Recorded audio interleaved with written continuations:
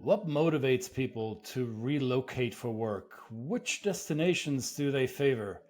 And what makes cities and countries attractive to expats? You've heard us talk about these lists of best countries for expats or happiest places in the world. Now, let's look at what's really important for global professionals to move. What makes them move? What makes them stay at home?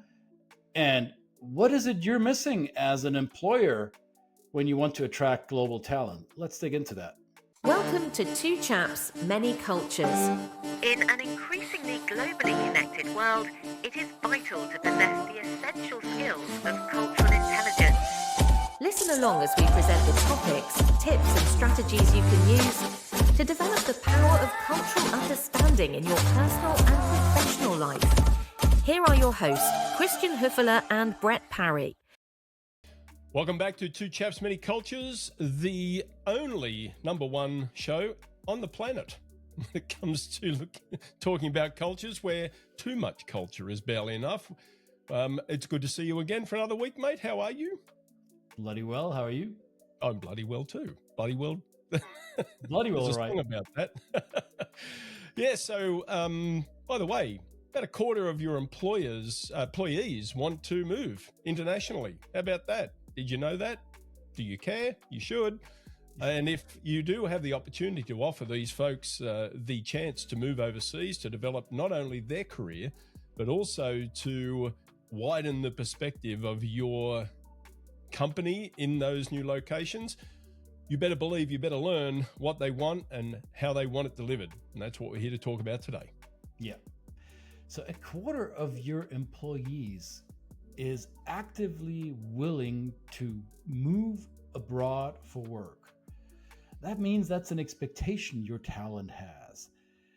This is a career development step that seems or has become almost mandatory for especially younger professionals in the workforce. Millennials, Gen Zs enter the workforce expecting to be put to work in a country outside of the one that they grew up in or outside the one that they were hired in. So if you're a company offering the opportunity for your team members to go abroad, are you doing the homework? Do you do what's necessary to make your people be successful abroad? And we looked at a recent study that came out by the Boston Consulting Group, and they looked at some interesting factors. They, of course, look at which countries are the most sought after and how are these trends changing over years. And that's all fine and dandy that one country becomes more attractive over the course of time than another, and this usually evens out over a decade or two. But I think what was really interesting is the fact that global professionals who do expect to be deployed overseas have a suite and a set of expectations that employers should be aware of and should be prepared for. So, what are some of those that stood out to you, Brett? Well, we partner with organizations that supply all these suite of goods. All right? There are companies that do it in-house. There are also companies that provide this as an outsourced service. They're where they kind of bring together a whole bunch of vendors like us. When we do the cultural training, we're called in to do that, the cultural training part of it. I was interested actually to read that financial considerations is sometimes a motivator, and it's actually one of the biggest motivators. It's actually not what I tend to see in terms of when you're asking people what their motivations were for moving. These things did come to the top of the list. The excitement, obviously, adventure, the experience of broadening the perspective of themselves and their families, the opportunities for the development as a talent development part of it, of course. Maybe having it on your resume is one thing, but also the personal development that comes with living in or operating in the margins of pushing your envelope when it comes to leadership and people skills and those kind of things. Yeah. And then, of course, there's maybe considerations around immigration, about education levels and all of those kind of things. And, how are you going to be seen in that culture? What is the environment of inclusivity? which is something that hopefully a company is embedded with already and has already messaged to their employees that no matter where you go in the world, there is an atmosphere of inclusiveness, and that can be expected to be seen at the other side of the assignment as well. I found it interesting that a whole number of respondents to the study said that personal growth and the cultural experience is one of the main reasons that they would want to go abroad. And this was a reason that was among the top 10 reasons to go. And then there were a few reasons among the top 10 why they would stay at home. What would be a detractor or an inhibitor of going abroad? And it was lack of knowledge about what it means to work abroad. And it was, in fact, the cultural differences that would make people stay at home. So if you are an employer and it is important to you to move talent across borders because you have the top people in certain locations and you want to deploy them elsewhere, and cultural differences is something that would make them say no to the assignment, well, wouldn't it be smart of you to alleviate those concerns early on and say, okay, we understand that this might be something you're concerned about, but here's what we can do for you, and here's how we can make this problem go away or minimize it, so you have one less reason to say no to the assignment, right? Yeah, and keep in mind, this is something that you may actually discover, that if you've got 25% of the people in your organization that actually want to go on an overseas assignment if given the chance, maybe they're not speaking up because they are not aware of what is actually the situation in these potential countries that you may be able to send them to. Yeah. So just by osmosis, if you're messaging this internally as an organization, informing people, lowering, we call this kind of a lowering the fear level, right? It is taking away the mystique of what's unknown in a new culture. So it may be part of your business operations to connect from a team and a work perspective, the people that are in different locations, but there's a wider benefit from this, is because they get to engage with people that are in those countries. They get to ask them questions, and they get to have more of an informal interaction with people from there, perhaps even other expats that have gone before, and they hear the stories. Because one thing in this report, and I think this image brings it up, I saw how the evolution of what the perception was before you left and what you saw afterwards was something was impactful for me. One of them was that inclusivity. It is like, what is the inclusivity atmosphere like in this country? And often that was quite low, not knowing what that was like beforehand. And then it actually, after they arrived, they actually got there and went, this culture is actually pretty welcoming for me. And I can see myself here with my family and as a professional. And I mean, I want to contextualize this even a little bit bigger. Very often this could be viewed as, or the topic that we discussed could be viewed as, well, this only applies to global companies that are moving people around. And this is only a snapshot of the overall global economy. And in this very study that BCG published a couple of weeks ago, they mentioned that throughout 30 countries, the top economies in the world, they found that the above average labor shortages are costing these economies more than $1 trillion a year. That's trillion with a capital T. $1 trillion a year is the cost of these above average labor shortages. And specifically, countries like the United States or Germany are currently facing severe labor shortages in certain industries. So migration becomes almost the go-to avenue to alleviate that issue. So this is not just expatriate programs we're talking about. We're also talking about migration due to natural disasters, to war zones, or any other reasons why people would leave their home country, not just because they are sent by an employer. No, they also go somewhere else for a better opportunity, or for a development chance, so to say. And if you're a receiving economy, you want to be able to attract the best of these people, right? And most senior executives in global organizations see that cross-border migration is a way to solve this demographic issue or this demographic challenge. And employing foreign workers isn't just a fill the gap kind of solution. It's also an innovation and success driver, because as we know from various studies that we've seen over the recent years, that diverse organizations generate better results, right?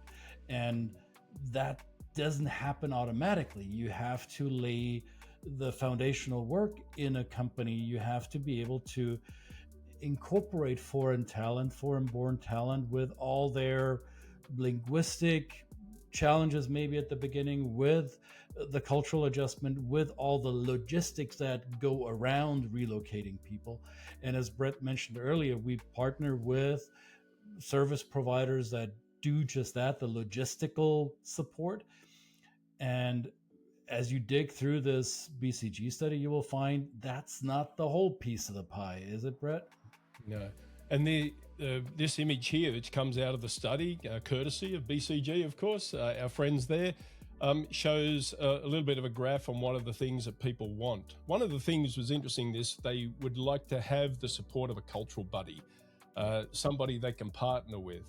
Of course, we encourage that too. We say that when you go into a new place, there's nothing better than having a local mentor that can help build on what we might prepare them for initially when we talk about cultural observations and cultural connections and cultural differences. But of course, that buddy may be a local person, and it's also really important to understand that a local person from a culture may actually not be the best person to partner up with someone like that, because they are in their culture, they've grown up there, they've been educated there, and many times they can absolutely tell you what you can do when it comes to protocols and the do's and don'ts and things like that. But what drives that? What is the cultural driver of those things becomes much more complicated. And as I've always said, I've learned so much about my country since I've left it than I probably ever knew when I was living there. And I probably wasn't the best person back then to perhaps receive an overseas expat because I now know that it's really important to understand the cultural nuances that kind of flow under the river on just close to the riverbed, which are not visible on the surface. So in collaboration with, yes, a support person on the other end, also having internally, not just externally, like the things that Christian and I provide, but also internally in your company, a constant education of people around cultural differences and how important and how you can leverage them, as Christian says, for this greater success. It's possible with the innovation that comes with that.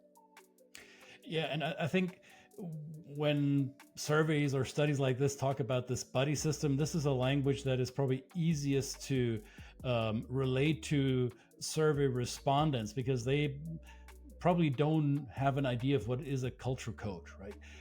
The buddy metaphor works just fine for the purposes of the survey, but what this boils down to is actually giving people who transfer globally for work, giving them a coach, a support system to help them understand what's going on where I'm working now. How am I supposed to interpret these behaviors? And internally, I think, especially if you're a bigger organization with a constant in and outflow of talent, I think it's critically important that you have people embedded in your organizational structure that understand the needs of your global talent flow. And I'm not talking about a global mobility expert in your HR team. You want that probably as well, and I hope you have that. But it goes beyond that. You want somebody, we Brett and I, we would call it a chief culture officer, somebody in your organization whose main objective is to realize and understand that we're a team that consists of a diverse group of people with diverse backgrounds and different cultural predispositions to work behavior and work styles? And how do we as an organization strategically harness these diverse elements, and how do we bring them together? And ideally, you don't let this happen accidentally, you do this strategically. And that's where this network of buddies needs coordination, needs intentionality, right? And that's essentially one of the core recommendations from this Boston Consulting study for global employers is you got to have a system in place that handles this. So if you don't have that, you're missing out on the best talent that's available, on the 25% in your organization that are willing to move. And if you as an employer don't provide that, maybe another employer will, and they're willing to not just move locations, they're also willing to move employers in order to get that. Absolutely.